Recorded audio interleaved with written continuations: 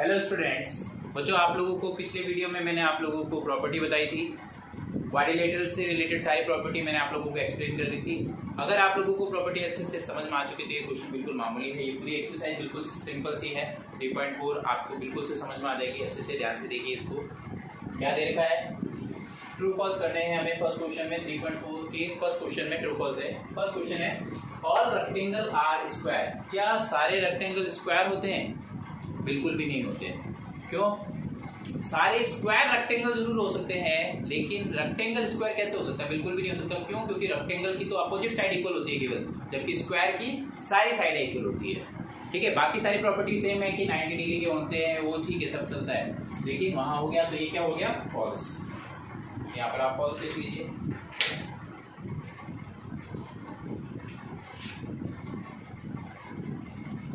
ये हो गया फॉल्स। इसी तरह से आपका सेकंड क्वेश्चन देख लो। All rhombus are parallelogram. क्या रोम्बस एक पैरेललोग्राम होता है? खुद बिल्कुल रोम्बस पैरेललोग्राम होता है, क्योंकि जिस तरह से पैरेललोग्राम में अपोजिट साइड पैरेलल और इक्वल होती है, रोम्बस की भी होती है। रोम्बस सारी प्रॉपर्टी फॉलो करता है पैरेललोग्राम की, तो डेफिनेटली ये क्या हो गया? ट्रू।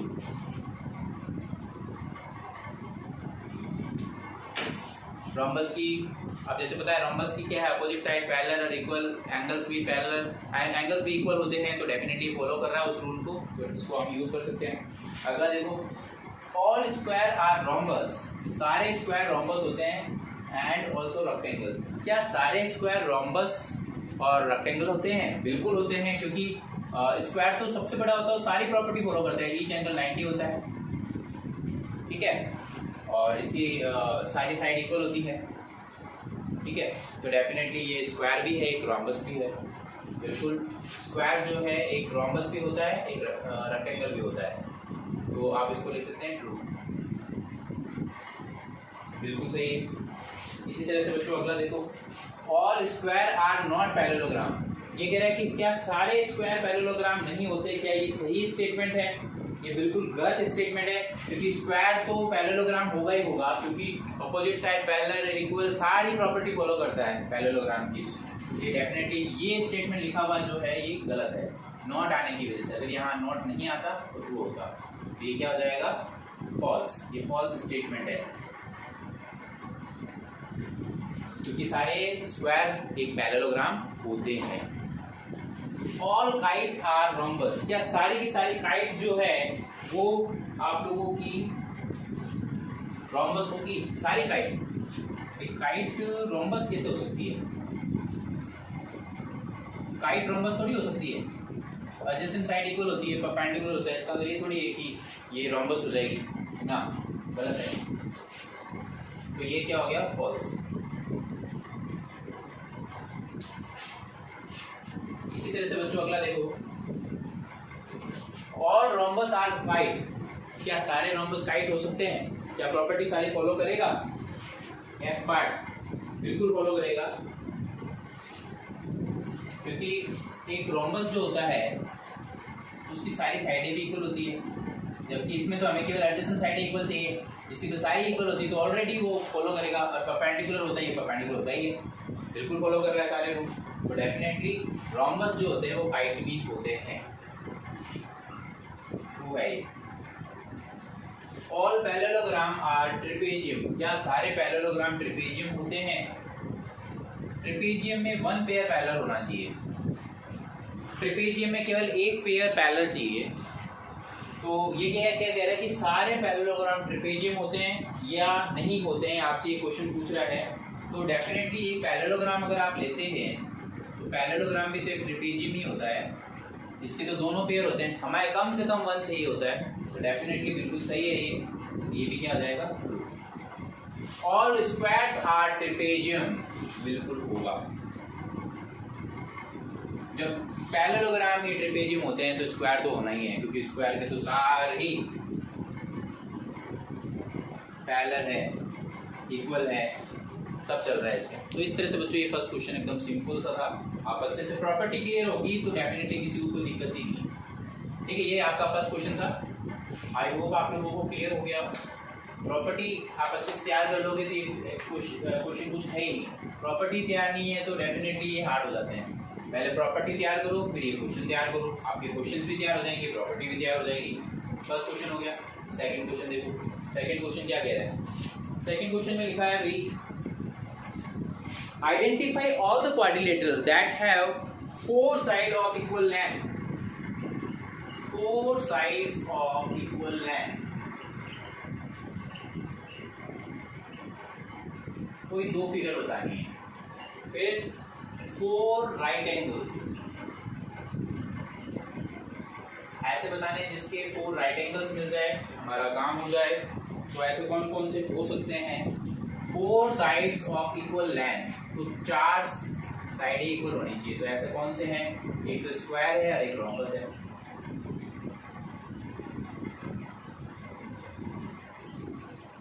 Square and rhombus. और राइट एंगल्स, सारे के सारे राइट एंगल होने चाहिए। तो स्क्वायर है एंड रेक्टेंगल है।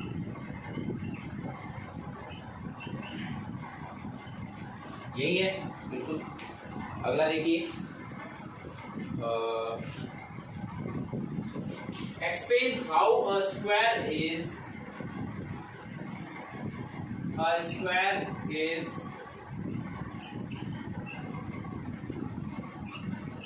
a quadrilateral। एक स्क्वायर क्वाड्रिलेटरल क्यों है, क्योंकि 4 साइडेड क्लोज फिगर है, दैट्स इट। और क्या चाहिए, बिकॉज सीधा लिख दो, because it is a 4-sided closed figure।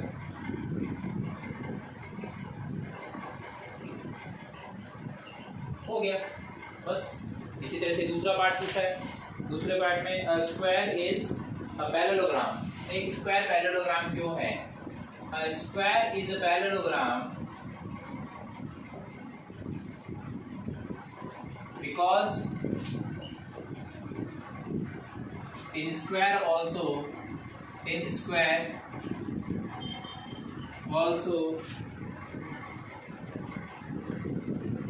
opposite sides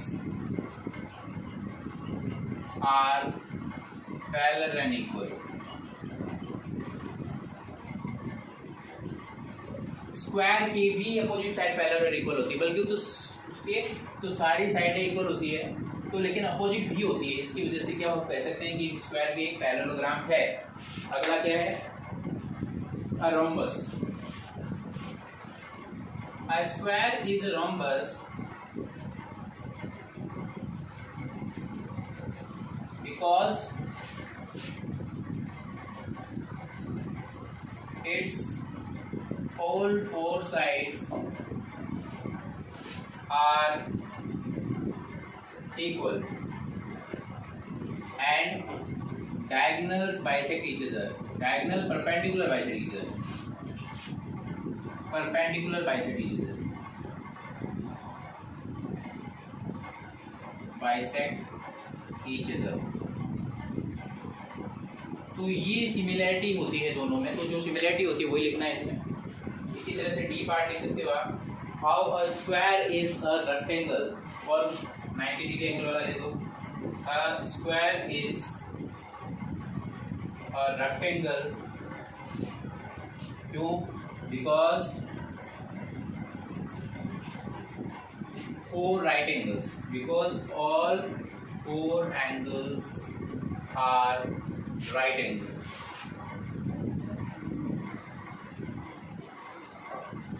क्योंकि दोनों में जो एंगल्स होते हैं चारों के चारों 90 डिग्री के होने के कारण हो जाएगा, ये सिमिलैरिटी होने के कारण। तो इस तरह से सेकंड थर्ड क्वेश्चन हो गया।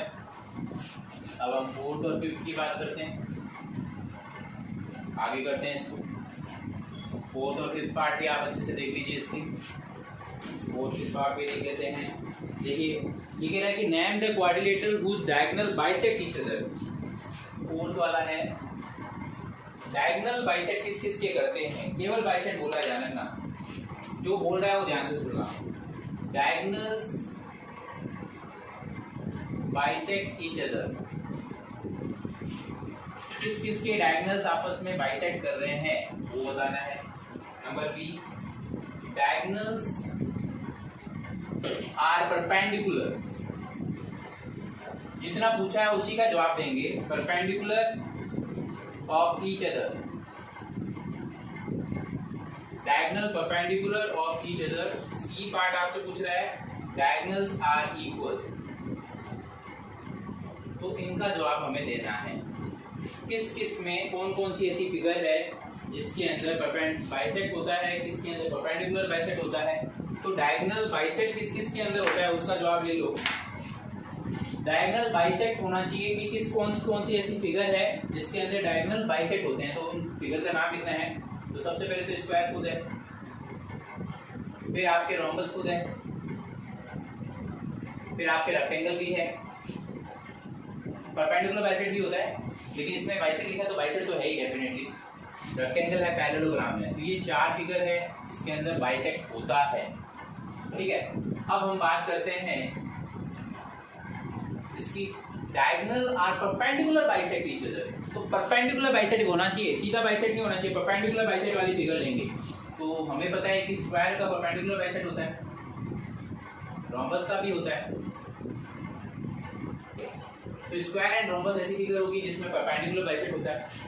डायगोनल्स आर इक्वल केवल 2 फिगर में होती है, वो होती है स्क्वायर एंड रेक्टेंगल। वो तो ये चीजें आप लोगों की क्लियर होना चाहिए, ये क्लियर होगा जितना बढ़िया है आप लोगों के लिए।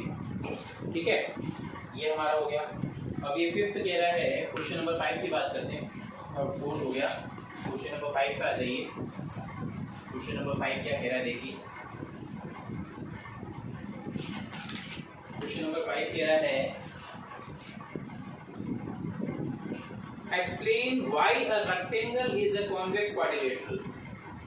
A rectangle is a convex quadrilateral. Why? Rectangle जो होता है कॉन्वेक्स होना चाहिए क्योंकि उसके सारे एंगल्स लेस देन 90। दोनों रीजन लिख दो। सबसे पहला रीजन बिकॉज एक तो इंटीरियर एंगल जो होते हैं उसके के सारे लेस देन 180 होते हैं। Because all in rectangle all interior angles are less than 180 degree. पहला रीजन तो ये। नंबर बी, एक उसके डायगोनल्स है तो डायगोनल्स पूरी तरह से कंप्लीटली जो होता है वो अंदर की तरफ होता है। अगर बाहर की तरफ बनता तो अलग बात हो जाती है कि डायगोनल अंदर की तरफ आ रहा है, इसलिए भी ये रीजन है। तो लिख देंगे इसका reason. Both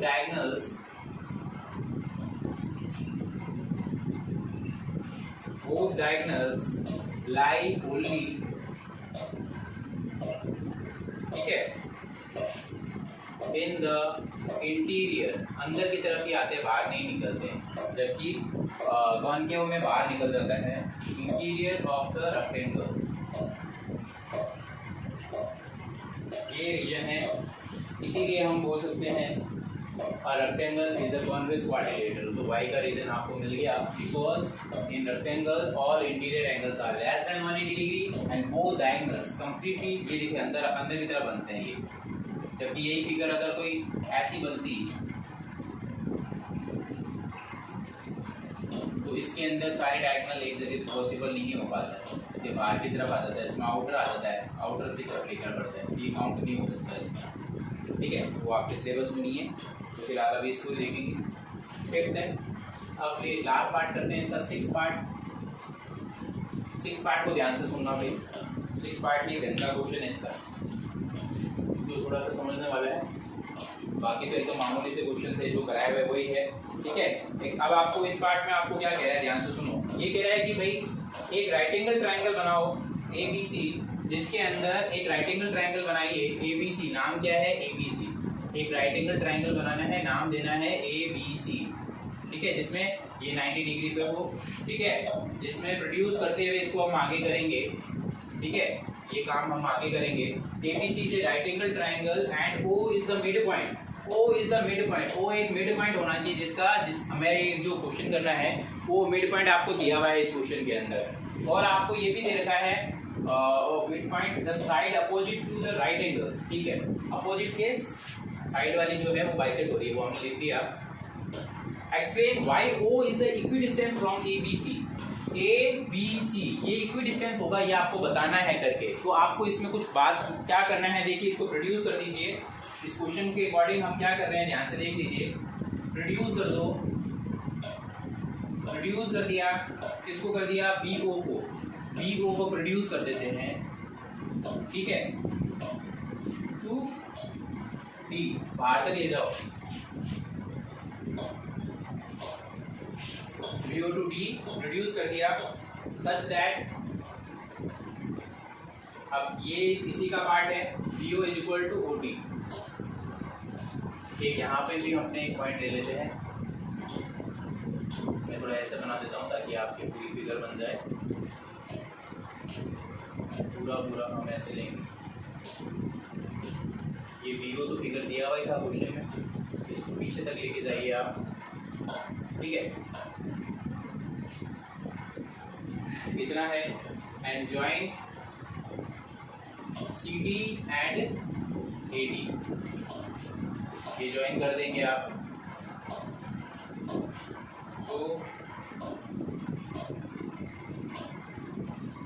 So we found a quadrilateral ABCD where opposite side क्या आई हमारी, क्योंकि पैरेलल आ रही है इसी की लेंथ की, opposite sides are parallel and equal. एक क्वाड्रिलेटरल, इसको हमने यहाँ तक तो आपको क्वेश्चन में दिया हुआ था, राइट एंगल दे रखा था, इसको आपको पीछे की तरफ बढ़ाना था, तो हमने इसको पीछे की तरफ बढ़ाया, पीछे की तरफ बढ़ाया, तो वही देखो हमारे पास ये पीछे दी तक गया, सच दैट हमने इसको ज्वाइन कर लिया यहाँ से। तो हमें एक ऐसा क्वाड्रिलेटरल मिला जिसकी अपोजिट साइड पैरेलल भी हो और इक्वल भी हो। ऐसा कौन सा कहलाता है जिसकी अपोजिट साइड पैरेलल भी हो और इक्वल हो? ऐसा क्वाड्रिलेटरल जिसकी अपोजिट साइड पैरेलल भी हो इक्वल भी हो, तो उसको क्या बोलते हैं? So it will called, so quadrilateral ABCD will be a parallelogram, क्योंकि पैरेललोग्राम की प्रॉपर्टी होती है कि उसकी अपोजिट साइड पैरेलल और इक्वल होती है। बट एंगल एक इसका दे रखा है, गिवन में आपको क्या दे रखा था, एंगल बी जो था 90 डिग्री दे रखा था, बट एंगल बी आपको 90 डिग्री दे रखा था, कोई एक एंगल 90 डिग्री का दे रखा था। किसी भी राइट एंगल ट्राइंगल का कोई भी एंगल अगर किसी भी पैरेललोग्राम का कोई भी एंगल अगर 90 डिग्री हो गया, इसका मतलब वो क्या होता है, एक रेक्टेंगल होता है। Since we know if in a parallelogram any angle is 90 degree, then it will be a rectangle। कैसे? क्योंकि आपको अच्छे से पता opposite side equal, opposite angle equal होते तो ये दोनों इक्वल हो जाएंगे इसकी वजह से। तो ये अब आपकी एक रेक्टेंगल हो चुका है, और रेक्टेंगल में diagonal bisect is and in rectangle diagonals bisect each other. So ये सारे के सारे इक्वल हो जाएंगे आपस में। तो इसमें आप लिखेंगे A O equal to O B equal to O C equal to O D, ये सारे के सारे इक्वल हो जाएंगे। इसका मतलब क्या हो गया, ओ से इक्वी डिस्टेंस पे हो गया, जो कि क्वेश्चन में लाइन लिखी हुई थी। ये कैसे प्रूव कर सकते हो आप, since O is, so O is equidistance from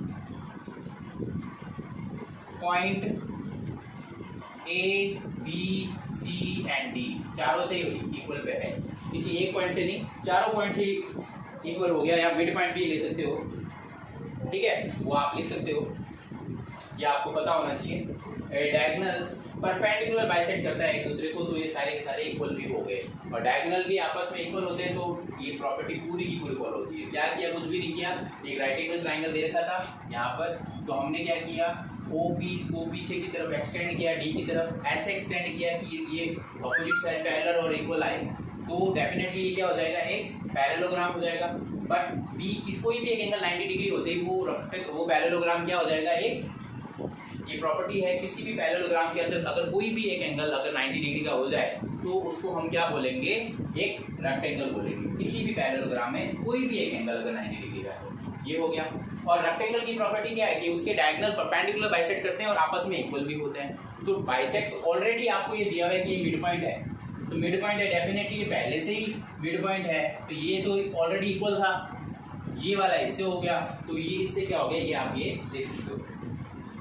ठीक है बच्चों, इस तरह से आप ये क्वेश्चन कर सकते हो। तो मिलते हैं नेक्स्ट वीडियो में। नेक्स्ट वीडियो में हम पॉइंट 3 करेंगे। जब तक आप इसको अच्छे से प्रिपेयर करें। Okay, bye.